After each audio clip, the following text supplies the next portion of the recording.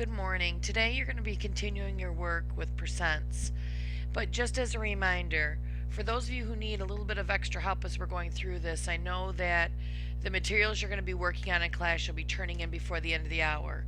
But if there's something where you need extra work, be sure to come and see me. I am in room 920, which is the other hallway from the computer lab. In 920. I'm usually there by 7 in the morning, so if you need to come and see me, I'll either be in 920 or in the library setting up to continue the first hour that Mrs. Quinn usually has with her Algebra 1 class, as well as my geometry. Now, just as a reminder with that percent review, we dealt with two fractions set equal to each other that looked like this yesterday. And we had kind of an is part of our problem and of part of our problem, percent and 100. Now, out of these four spots, you are going to have three of them filled with something, and you're going to have to find the missing piece. Now, 100 is the only number that's going to appear in there every time. Now, those of you who didn't finish the worksheet from yesterday, you're going to be finishing that today. Those of you that finished it will have a puzzle that continues working on this as well. Okay, here's our first problem. What number is 45% of 245? So first of all, we are going to continue this is over of equals percent over 100 piece that we've been doing. Now if I have these pieces set up, 100 is the only number that is going to appear every time. And then we're going to kind of use the highlighters up here to help us get information.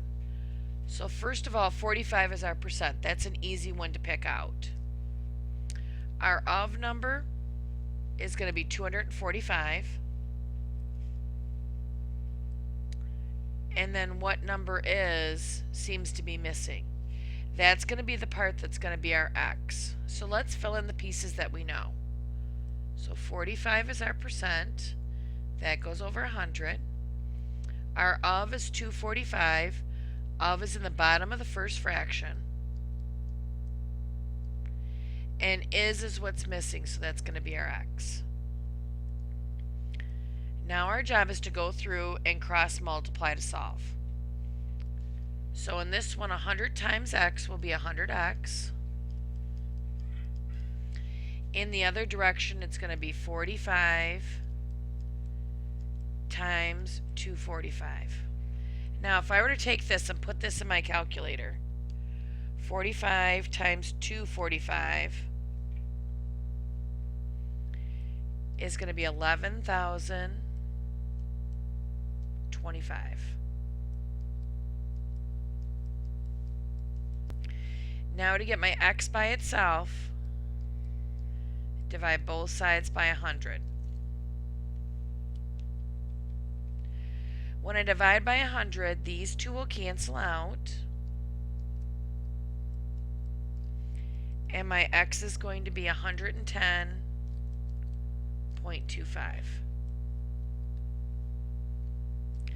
Now remember, if that number really works in our problem, I should be able to go back up here where this x is at, and I should be able to put this one 110.25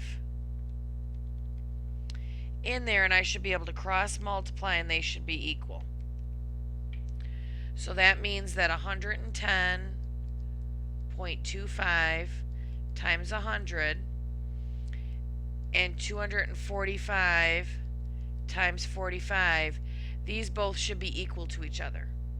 Okay, that's one cross multiplying in the other. If they're not, you're going to know you did something wrong when you were solving down here, and you're going to need to go back and fix that. Okay, now on this one, the is was what was missing.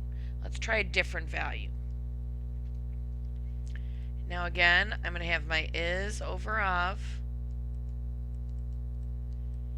equals percent over 100. So if I set up my proportion with my 100 in there, now let's go back and start identifying some things. So 281 is, 52 is my percent, oops,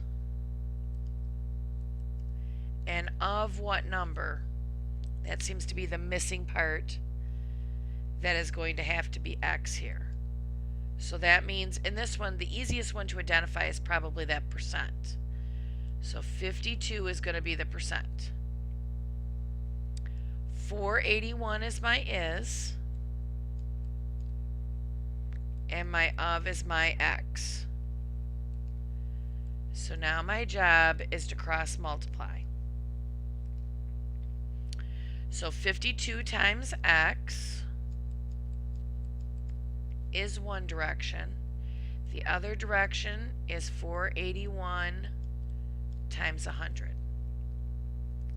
Now if I was going to put this in my calculator,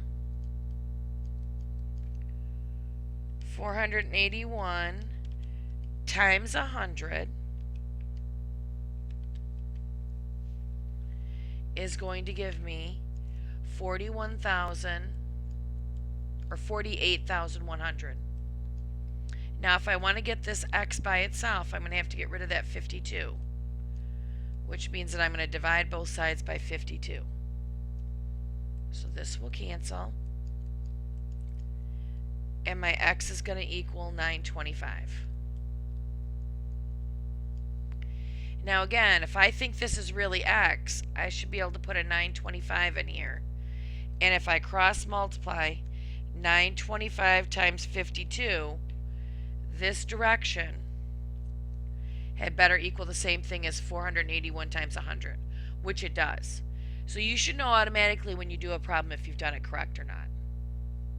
Okay, let's try one more. Okay, again, my is over of equals percent over 100. Set this up with 100 in the bottom. Okay, now 39 is what percent of 50? So in this one I can see my percent is what I don't know, so that's going to actually have to be my x. But let's place the rest of them that we know. So 39 is our is value. So 39 goes in the top of the first fraction. 50 goes in the bottom because that's where of is at. And what percent in this percent spot, I'm going to put my x. Now it's back to our cross multiplying. So 50 times x is 50x. In the other direction, it's 39 times 100.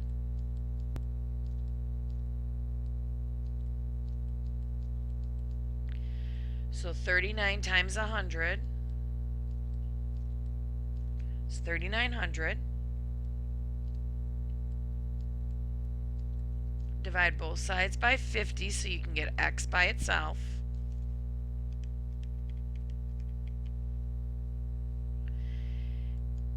And you get x equals 78.